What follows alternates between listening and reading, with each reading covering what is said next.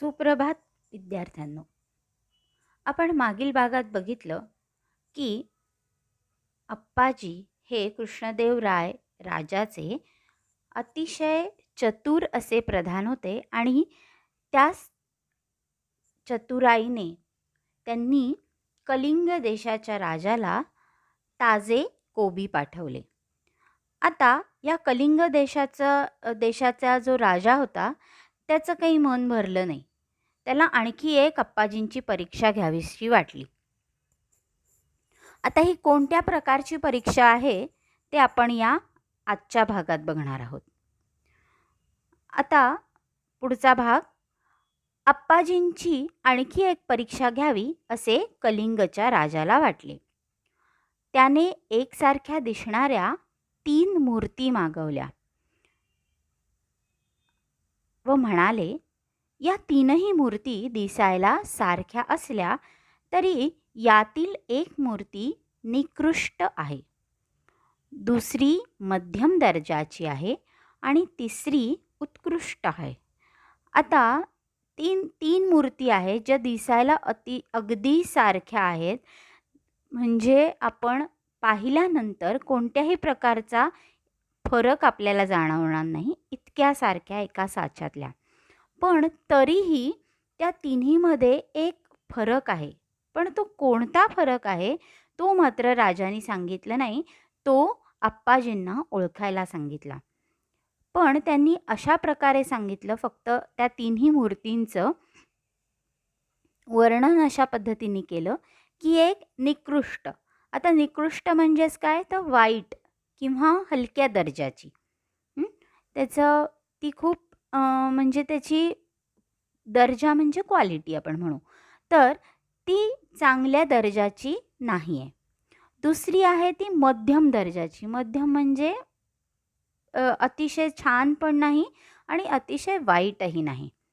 पण तिसरी जी मूर्ती आहे ती मात्र अतिशय उत्कृष्ट. आता उत्कृष्ट म्हणजे काय, अतिशय चांगल्या दर्जाची, उत्तम, चांगली. ठीक आहे. तर अशा 3 मूर्तींमधला जो कोणता फरक आहे, कोणत्या प्रकारची कोणती मूर्ती आहे, म्हणजेच ह्याच्यातली निकृष्ट कोणती, मध्यम कोणती आणि उत्कृष्ट कोणती, असं त्या अप्पाजींना ओळखायला सांगितलं. या सारख्या दिसणाऱ्या 3 मूर्तींमधील उत्कृष्ट कोणती ते मला सांगा. कलिंग देशाच्या राजाची अट होती की अतिशय उत्तम प्रकारची मूर्ती कोणती आहे ती अप्पाजींनी ओळखून दाखवावी. त्यांच्यामधील फरक इतर कोणालाही ओळखता येईना. अप्पाजी म्हणाले, मी सांगतो फरक. त्यांनी एक लवचिक तार घेतली. आता लवचिक ह्याचा अर्थ काय, तर म्हणजे पटकन वळणारी, किंवा आपण एखाद्याचं म्हणतो की एखादा जर अतिशय सुंदर व्यायाम करत असेल, अतिशय सुंदर जसं जिम्नॅस्टिक असतं, तर आपण म्हणतो किती लवचिक शरीर आहे याचं. ह्याचाच अर्थ काय, तर पटकन वाकणारं, पटकन हलणारं, किंवा एखाद्याचं नाजूक पद्धतीचं.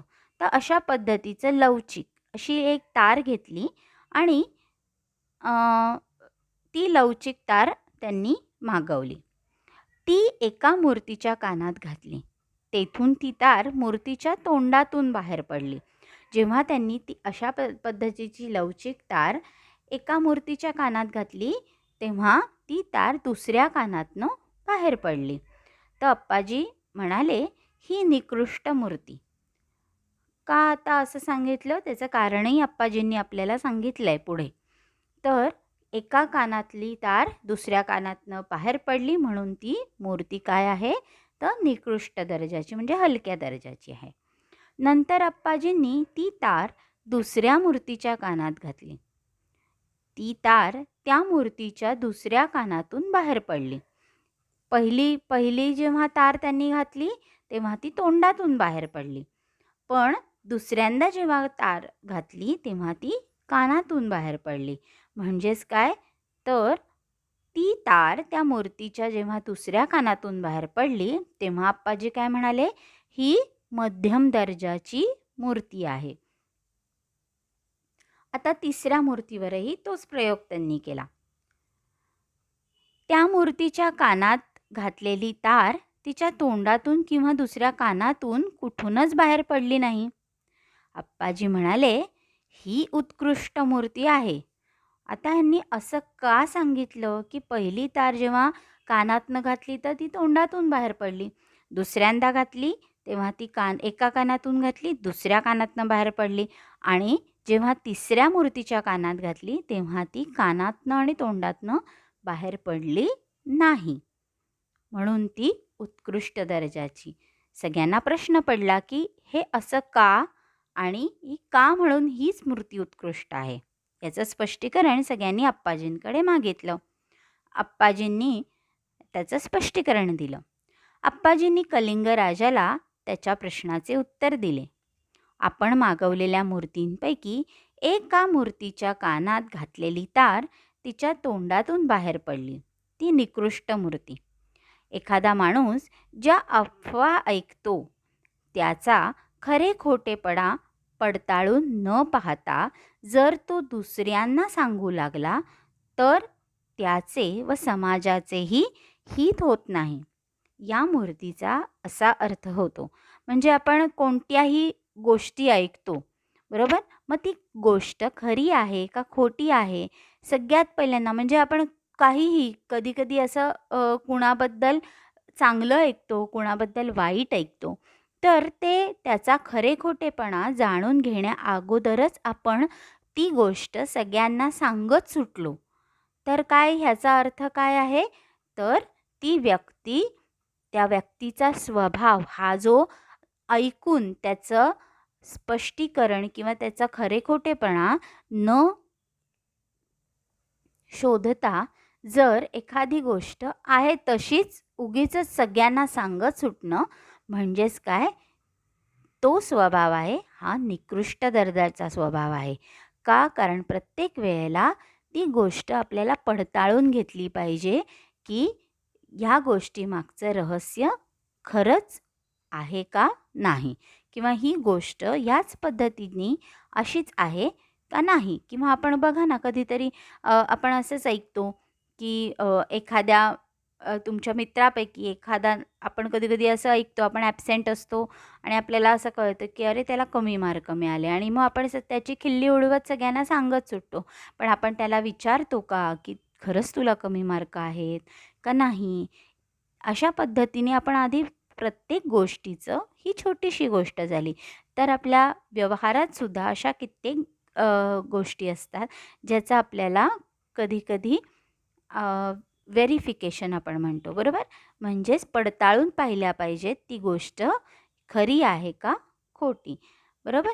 मग ते जाणून न घेता जो व्यक्ती अशा पद्धतीनेच ऐकलेली गोष्ट, अफवा, एखादा रूमर म्हणतो आपण त्याला, तर ती ऐकलेली गोष्ट खरी खोटी न जाणता जर तो सगळ्यांना सांगत सुटत असेल तर तो अतिशय वाईट स्वभाव आहे.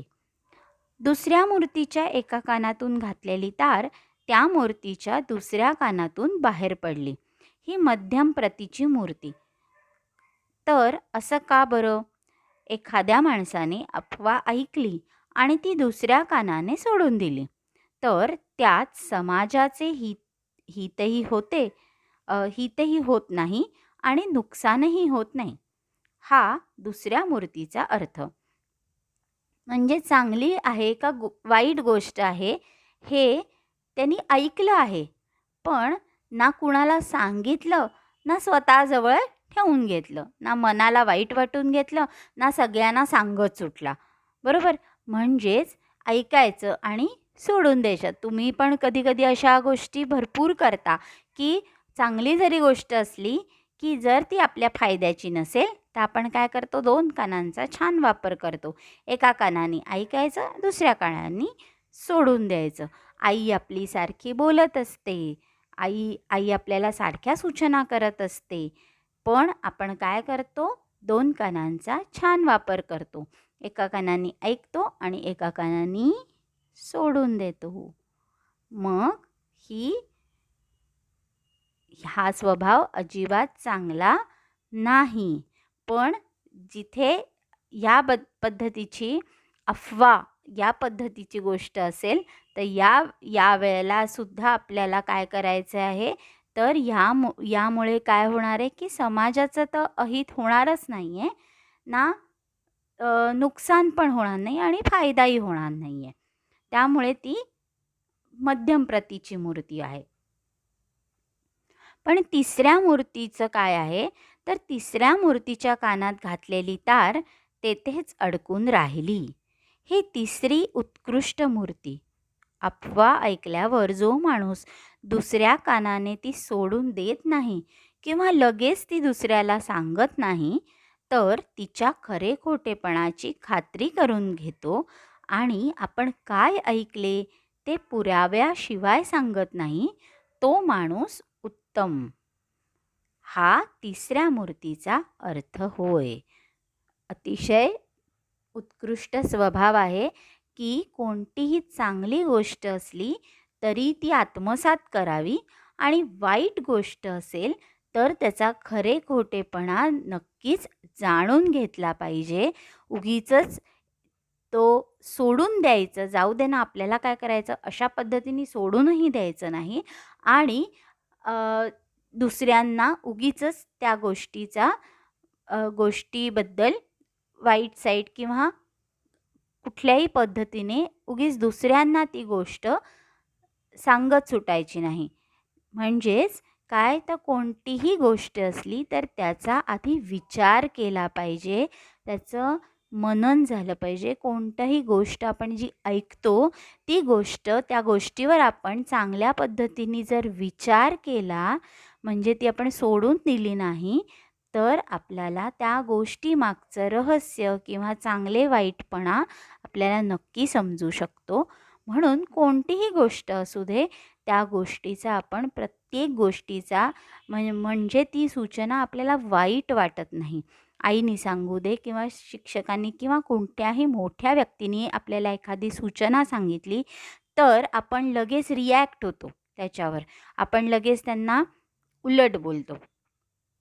त्याच्यामागे त्यांचा कधी म्हणजे चांगला उद्देश असतोच नक्की. कारण आपल्याला प्रत्येक वेळेला मोठे जण सांगत असतात, त्याच्यामध्ये काहीतरी चांगला हेतू आणि चांगली गोष्ट होणार असते. तुमच्या चांगल्यासाठी ती गोष्ट होणार असते.